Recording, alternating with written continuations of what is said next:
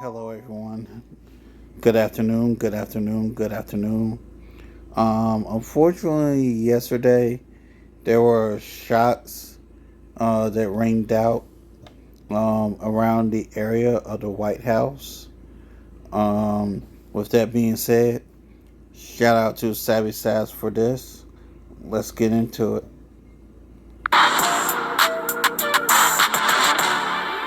All right, guys, we have some big news coming through. It appears that Saturday evening, there were shots that were fired near the White House. Now, this happened apparently when there were reporters on the scene.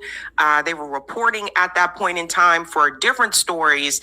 So even they had to run and duck for cover. You know, I have to tell you guys, I find the timing of this very suspicious. This happened right after it was announced that there's some type of peace deal that Iran and the U.S. could be getting closer towards. Now, we're going to get into what Iran had to say about that, but the shooting happened right after that. So let's go ahead and get started with these reporters here. They were on the ground at that point in time, again, covering other stories. But as you'll see here, they have to run and duck for cover. That President Trump has said a deal is close, only for the two sides to remain far apart.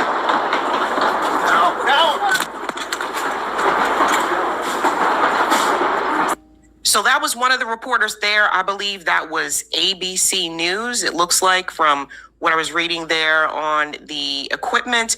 And then there was another reporter here who also has to run and take cover. President Trump promises the prices will go down, but his grip on Republican support on Capitol Hill is weakening. Well, that was CBS reporter Aaron Navarro just minutes ago as shots rang out at the White House. We're following this breaking news tonight as an estimated 20 to 30 rounds were fired at 17th Street and Pennsylvania Avenue this evening around 5:15. Secret Service has ordered members of the press to gather in the briefing room. Nothing has been confirmed about a suspect, motive, or any casualties. It's being described as a fluid situation right now, and of course, we'll bring the latest updates the moment that they become available. So I have more information that I want to give to you, as well as who they say the suspect is. Again, guys, no other president in my lifetime that I can remember has had so many attacks, alleged attacks, on their life. So it's just very clear to me what is happening here. Like I said, pay attention to the timing. That is the most suspicious part. So let's go ahead and get into this clip here where they get into a little bit more details on Fox News. Again, guys, like I told you about the story with Robert Harward and the mask or whatever that video was supposed to be, they are really playing in our faces at this point in time. The press pool says they heard gunshots fired near the White House, and reporters there are currently on lockdown. One correspondent says they heard multiple shots and Secret Service telling them to get down. ABC is reporting that the White House North Lawn has been cleared by Secret Service. We are currently monitoring the situation. We'll let you know when we get more information. Kevin, I want to take it back to you, DC resident here. Yep. It feels like these things just keep happening. Yeah, and especially when you consider how close to a major thoroughfare the White House is. If you go down 17th, which is just on the other side of the Eisenhower Executive Office building, there's tons of traffic over there. You could easily hear gunshots, and it's also accessible. You can walk up and down the promenade right along Pennsylvania, and so unless it's blocked off, sometimes they block it off. But things like this do happen. The electromagnetic locks engage immediately. When they say you are locked in that building. You can pull, push, you cannot get out. If you're on the North Lawn when something like this happens, and that's happened to me before, Secret Service comes literally out of everywhere. The guard shack, the bushes, and they escort you all the way back into the building, and then they clear the lawn. But in this circumstance, we've seen this happen, sadly, too often. Hopefully it's nothing, but obviously they're watching it very carefully, and as we get more, we'll pass that along. Alicia, these reporters, obviously a lot of presence there today due to this Iran potential peace deal. So a lot of activity, a lot of interest, of course, in what's going on in D.C. and in the White House. What do you make of the press? Again, we just had the White House Correspondents' Dinner. I mean, this feels, to Kevin's point, maybe this is not unheard of, but it feels like this is a disturbing pattern if this is indeed something horrific. Probably a lot of the correspondents who were on lockdown were also on lockdown inside the ballroom the night of the White House Correspondents' Dinner. So they're dealing with this yet again. Secret Service, thank goodness, on it. But once again, here we are once again. And that's the problem. Again, like you mentioned, we don't know if this is a shooting that happened outside the White House that has nothing to do with the White House. The proximity makes it very concerning and makes us all wonder, why are we talking about this again? Why is this happening again? Why this president possibly again? Because it's all planned. And this is the point that I want to get to, guys. Again, look, I'm not stupid. I wasn't born yesterday. I don't know who is behind all of this, but this almost seems like some type of MK Ultra type thing. Let's put everything together. And when I get into who they say the suspect is, I think this will all make sense. Just a couple of days ago, I told you guys that a CIA whistleblower said that the CIA went into Tulsi Gabbard's office and took the JFK files and the MK Ultra files. I think that matters. Before this shooting happened, Donald Trump announced that Iran and the U.S. were getting closer towards a peace agreement. Now, again, Iran says something a little bit different. We'll get into all of that, but this happens right after that announcement. You see what I'm saying? I believe that this is intelligence here at work. I would not be surprised if this does not have Mossad written all over it. That's what it screams like to me. Anytime there seems to be some step getting closer and closer towards, okay, well, let's just end everything. And when you see the statement from Donald Trump, it seems like to me that he was conceding, that he was basically saying like, okay, we're not going to be able to go further here. This is a wrap. Let's just, agree to disagree, etc. And Israel does not like that. Israel does not want an agreement with Iran. Israel wants Iran controlled or gone. And when you see the other attack that happened after that announcement may happen, this will all make sense. This will all make sense. Okay. So that's why I'm telling you guys, they're literally playing in our faces. They think we're stupid. Now, corporate media, their job is to, again, make you feel afraid. They really thrive on fear because fear leads to control. If we make them afraid enough, then the masses will comply. And there's a bunch of things that are going on that should give you reason to pause. You'll check out my other video later today, which is going to get into these subpoenas that just went out yesterday to popular influencers and activists from the Trump administration as well. They are really trying to do everything in their power to distract you from the Epstein files. They're going after everybody except for Epstein's buddies. And it's so obvious what they're doing at this point in time. So nobody, no president in history has had this many attempts on their life. At this point, everyone should just believe that this is staged and that this is some type of intelligence operation until proven otherwise. Let's continue on here. Dealing with these fears of gunshots revolving around this administration is not right. And it hurts, like, to see this happening. Are you seeing something? Yeah, I just wanted to point out, and I love what you had to say there. The pictures you're looking at right there on your screen, that is 17th that we just mentioned on the other side of the Eisenhower Executive Office building. You're going to see, if you look to the right, you see the dark colored vehicles there. Secret Service, they typically collect there. Usually there's between 6 and 8 Secret Service vehicles right there as you have an opportunity to walk down Pennsylvania Avenue. I'm looking carefully to see if there's any movement north, because as you go north, there's actually a pretty large building set aside just for Secret Service and other security officials. So as we take a look there, as we're watching now an ambulance come down, that's obviously concerning. And we're looking for more information as we get it. Of course, we'll keep passing that along. Tommy and Alicia, what did you have to add? Well, we haven't heard of any injuries just yet, but we're continuing to check to see if we're getting any new confirmation on what this could have been. Yeah, you mentioned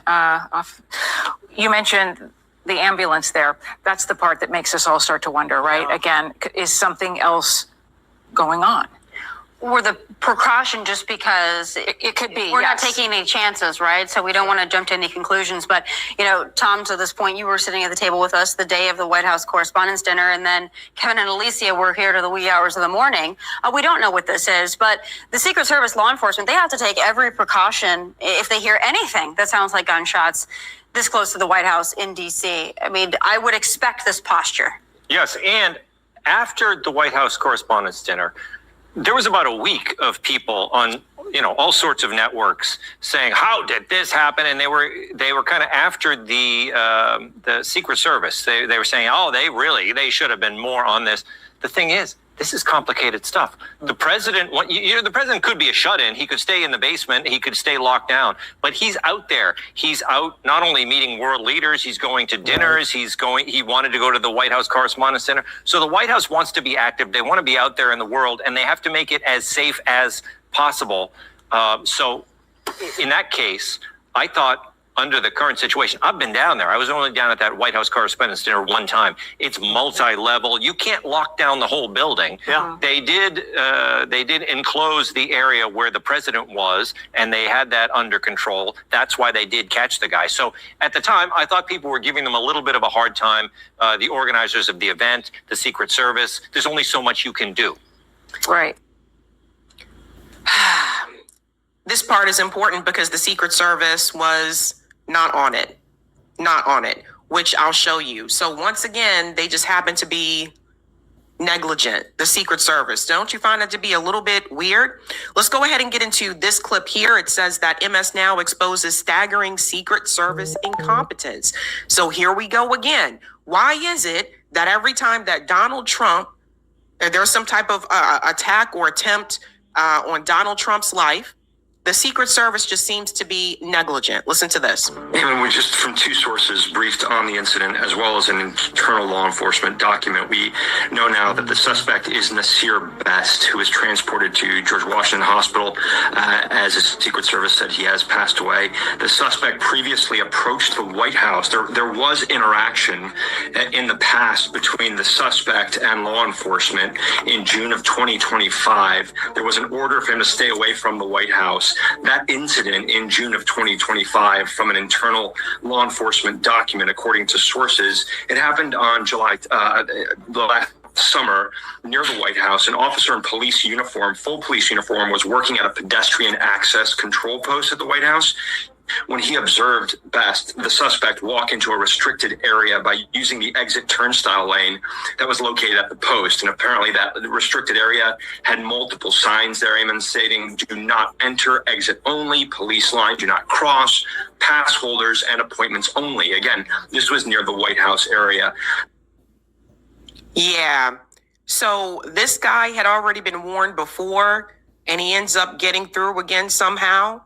Don't you guys find it to be very strange that every time there was an attempt, go back to Butler, Pennsylvania, Secret Service, negligent. White House Correspondents' Dinner shooting, Secret Service, negligent. This recent shooting, Secret Service, negligent. Donald Trump just seems to have the most negligent Secret Service of all time. Sounds like it. Of all time.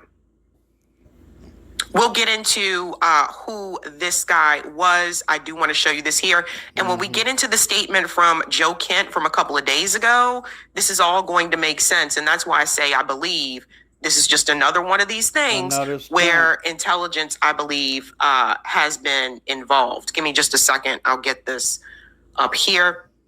So this is the alleged suspect, White House shooter identified as Nasir Best. So here is an image of him. So this is supposed to be the shooter. And when I tell you a little bit more here about the shooter, this will all make sense because apparently this guy had some beliefs and thoughts of his own. But this is who they are saying was the shooter. Now, again, according to reports, he's dead. So that's convenient because you're never going to hear what he has to say. See how this goes?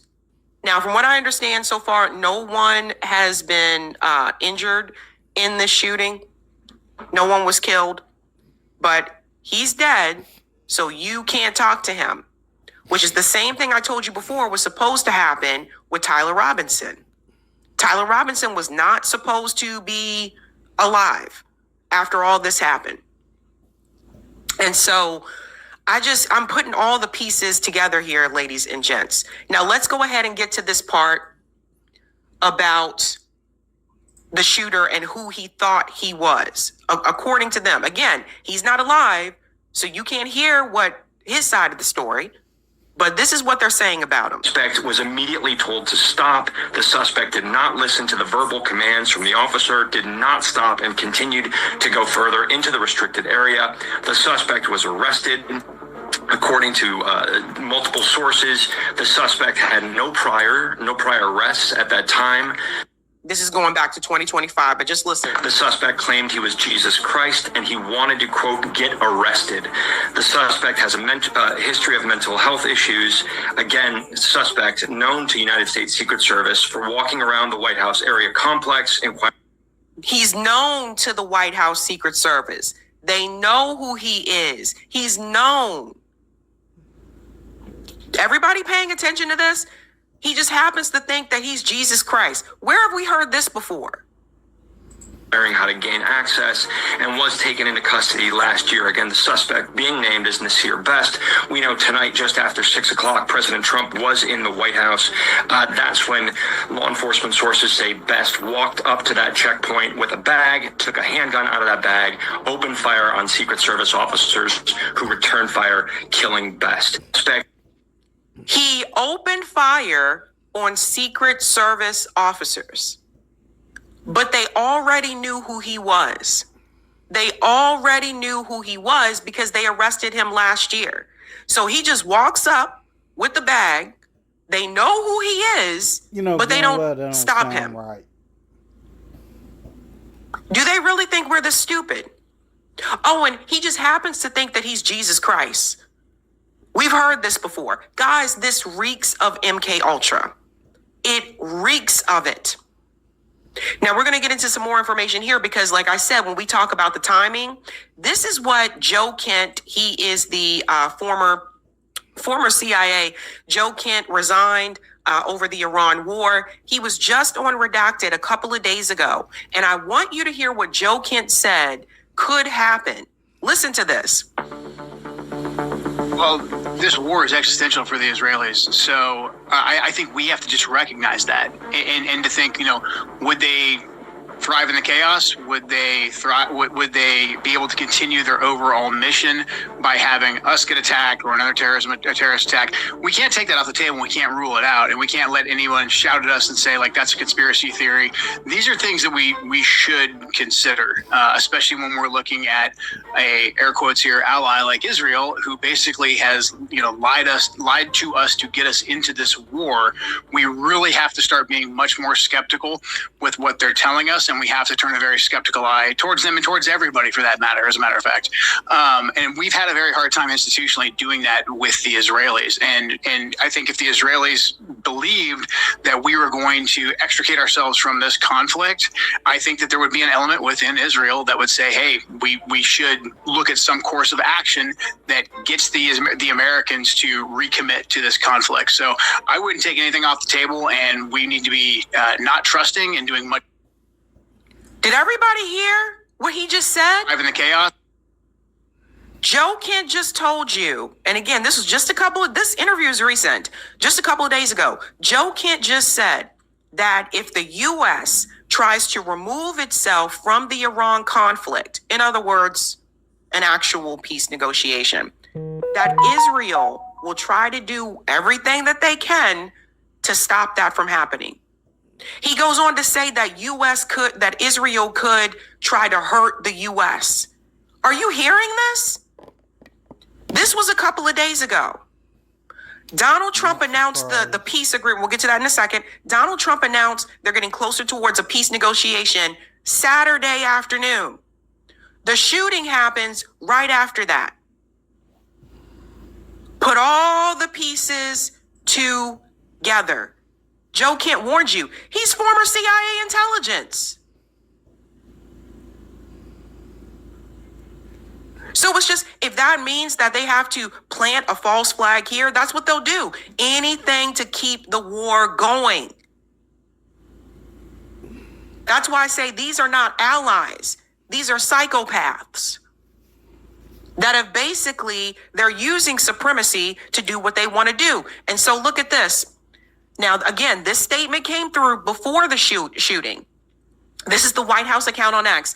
An agreement has been largely negotiated subject to finalization between the U.S. and Iran and the various other countries. So that includes the Gulf states. One second here. So here it is right here, guys.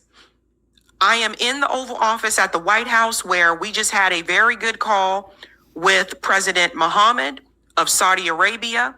And then also, of course, Mohammed of the UAE and Tamim of the Prime Minister of Qatar, yada, yada, Pakistan. And it goes on to say here, also the President of Jordan. An agreement has been largely negotiated, subject to finalization between the U.S. and Iran and the various other countries as listed. If you notice, Israel was not one of those countries that's listed. So this was conversation between Iran and the Gulf states. It goes on to say here, I had a call with Bibi of Israel, likewise went very well. I'm hearing the opposite of that, but let's continue. Final aspects and the details of the deal are currently being discussed and will be announced shortly. In addition to many other elements of the agreement, the Strait of Hormuz will be open. That's disputed. We'll get to that. And thank you for your attention to this matter, President Donald Trump. So the conversation that Trump had with Benjamin Netanyahu did not include Iran and the other Gulf countries. That was a separate conversation. And word on the street is that Netanyahu was not happy with this. That was announced first. You can see here from Jeremy Scahill from Dropsite News, Iranian official tells me that a deal is very close, but warns Israel is currently undertaking its final extensive efforts and applying considerable pressure to disrupt the formation of this agreement. Does everybody see what Jeremy just said? Iran warned that Israel is currently undertaking its final extensive efforts and applying considerable pressure to disrupt the formation of this agreement. And then the White House shooting happens.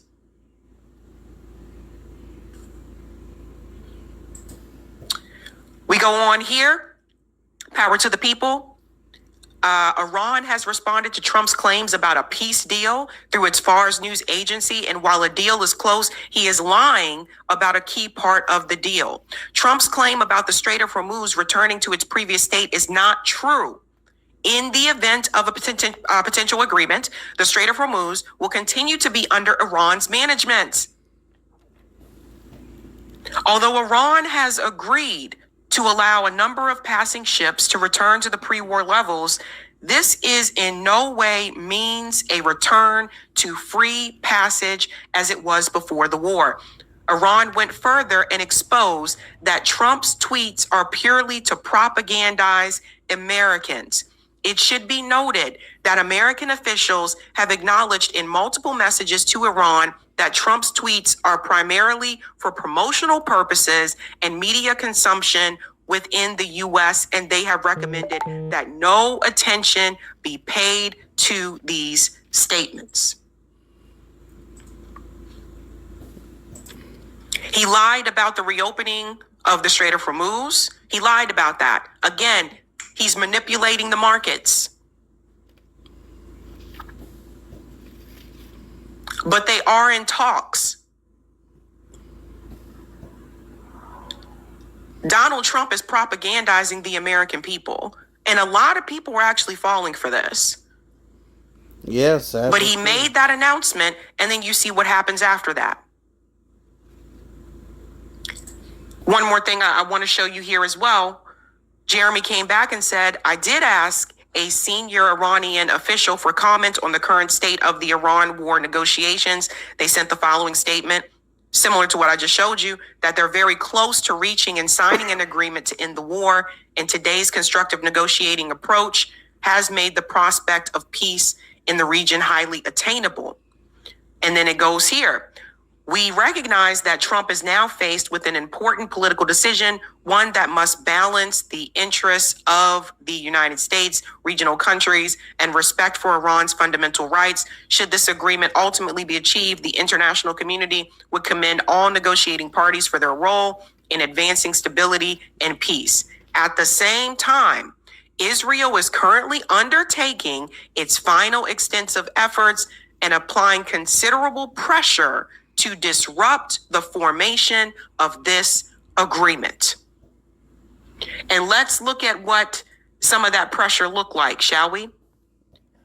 Also, after that announcement, Israel implemented an airstrike on Gaza.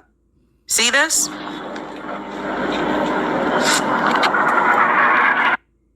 Right there, and we have to be careful while we do it because we're on YouTube. On Gaza, right there. Right there.